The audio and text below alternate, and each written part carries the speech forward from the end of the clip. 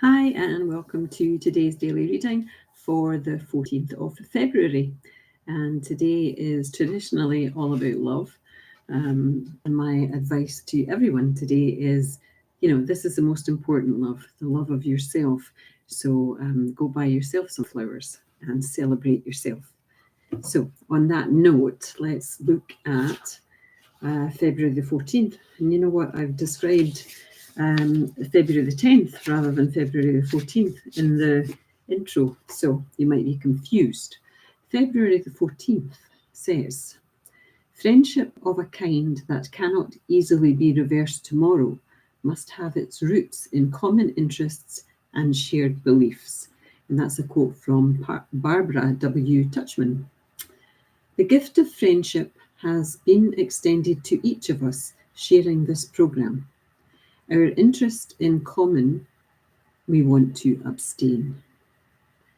And we share the belief that a power greater than ourselves can restore us to sanity. We trust our commitment to one another here. We are learning to live the program's principles in all our affairs. In years gone by, friendships were often missing from our lives.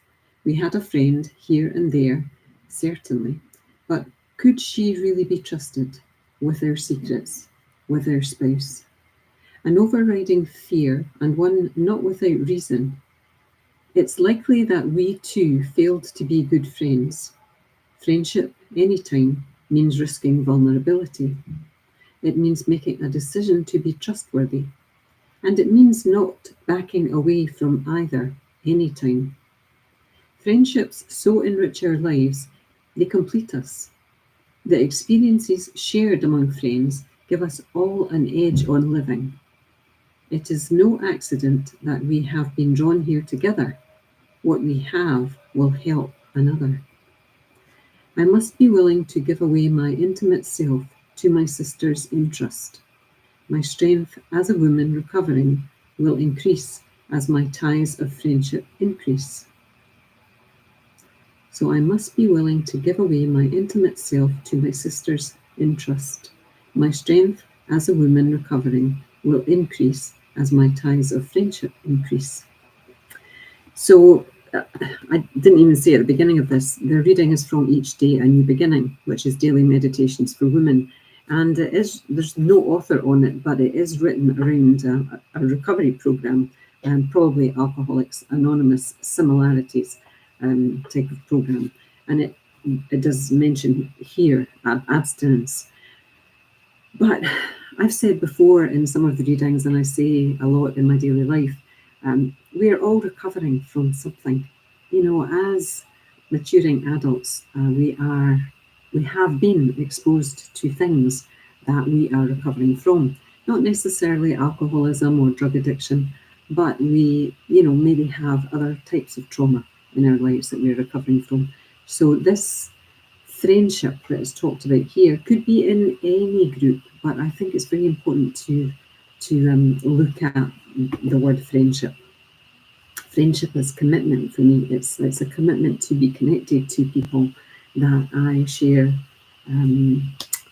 a wavelength with. I talk about being a wavelength. That person's on my wavelength, and it's great when you find someone on your wavelength. My pen friend of I can't even do the math right now. We have been writing to each other since 1977. Okay, so you do the math. It's now 2024. And she's just found the first letter that I wrote to her. Now, we're talking decades old friendship here. We're talking that we know things about each other that nobody else knows because we communicated it across thousands of miles. I was in Scotland and she was in Saskatchewan. And friendship, that friendship has taken commitment on both sides, that we have remained connected through all these decades of our lives. And I have other friends in Scotland who I've been connected with for decades also.